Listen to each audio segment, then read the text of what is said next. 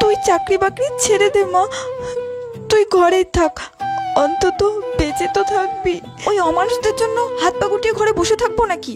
এই জন্য ছোট থেকে ইন্ডিপেন্ডেন্ট হতে শিখিয়েছিলে? হ্যাঁ হ্যাঁ, দরকার হলে তাই থাকবি, তোকে ইন্ডিপেন্ডেন্ট হতে হবে না মা। এ রাজ্যের রক্ষক কি ভক্ষক। ম্যাডাম, বাড়িতে একজন ভদ্রলোক এসেছেন। আসতে বলো। ম্যাডাম, বাড়িতে একজন ভদ্রলোক এসেছেন। আসতে বলো। ম্যাডাম, বাড়িতে একজন ভদ্রলোক এসেছেন। কখন থেকে বলছি আসতে বলো? আমি তো আসতেই। হ্যাঁ, শুরু কর, লে স্টার্ট। বন্ধু কই রে কই রে কই, আমি এখানে রে, এখানে। গরিবের বাড়ি যখন আত্মীয় আসে। কই রে পাখি? ও মা, দিদি যে, কেমন আছো দিদি? আসো আসো, বসো বসো। এই সামনে দিয়ে যাচ্ছিলাম, ভাবলাম তোর সঙ্গে দেখা করে যাই। দিদি তুমি বসো, আমি তোমার জন্য চার মিষ্টি নিয়ে আসি। না থাক, অত ব্যস্ত হতে হবে না। আরে দিদি, ব্যস্ত হবো না, তুমি আমাদের বাড়িতে সেই কতদিন পরে আসলে বলো তো।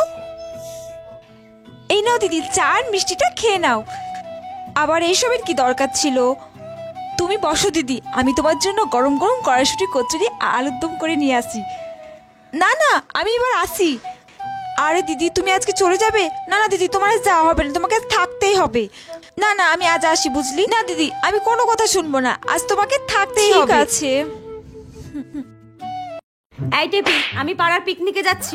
তোর পড়া হয়ে গেলে তারপর পিকনিকে চলে আসবি, ঠিক আছে? পড়া হয়ে গেলে তারপর উঠবি কিন্তু। হ্যাঁ ঠিক আছে মা, তুমি যেখানে ইচ্ছা সেখানে যাও, কিন্তু প্লিজ মা তার আগে আমার সঙ্গে একটা গেম খেলে যাও, প্লিজ মা, একটা গেম। হ্যাঁ মনে আছে মা, কিছুদিন আগে আমার সমস্ত বান্ধবীরা পিকনিকে গিয়েছিল, আমি যাবো বলেছিলাম, কিন্তু তুমি আমাকে একদম যেতে দাও। তোমাকে আমি কতবার রিকোয়েস্ট করলাম মা যাই আমি, কিন্তু তুমি আমাকে যেতে দাও। আজকে ওই দিনের রিক্রিয়েটটাই করবো, ঠিক আছে মা? তুমি শুধু আমার অ্যাক্টিং করবে, আমি তোমার অ্যাক্টিং করবো। কি বলছো এসব? প্লিজ মা, আমার কাছে একটাই সুযোগ, আমাকে কিন্তু ভালো করে করতেই হবে, একটাই সুযোগ মা, ঠিক করে করো কিন্তু। দাঁড়াও দাঁড়াও, এর শিওর মাথা খারাপ হয়ে গেছে।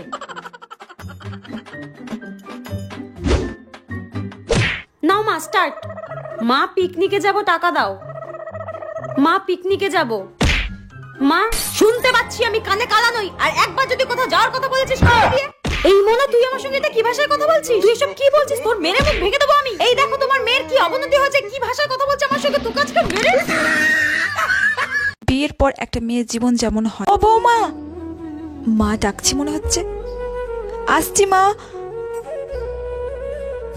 হ্যাঁ মা বলুন। বলছি ঘরে কি করছিলে? দুপুরে এঁটো বাসনগুলো কে মাজবে? আর আমার মেয়ে ফোন করেছিল, আমার মেয়ে আর মেয়ে জামাই আসবে। আসলে মা একটু শোনো, ওসব কথা থাক, এঁটো বাসনগুলো মেজে তাড়াতাড়ি যাও, গিয়ে কড়াইশুঁটির কচুরি আলুর দম করে দাও বিকেলে টিফিন হিসাবে। আমার মেয়ে জামাই আবার আসলো বলে। আচ্ছা ঠিক আছে, আমি বাসন মেজে আবার নতুন করে রান্না শুরু করছি।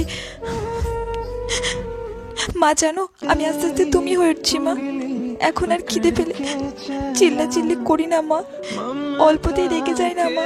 তোমার মতন সংসার সব কাজ করি মা, ভোর ভোর ঘুম থেকে উঠি মা। আমি আস্তে আস্তে তুমি হয়ে উঠছি মা।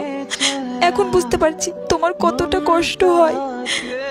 মন থেকে মাকে ভালোবাসলে কমেন্টে অবশ্যই মালিকের লাইকের সাথে সাবস্ক্রাইব। বড়লোক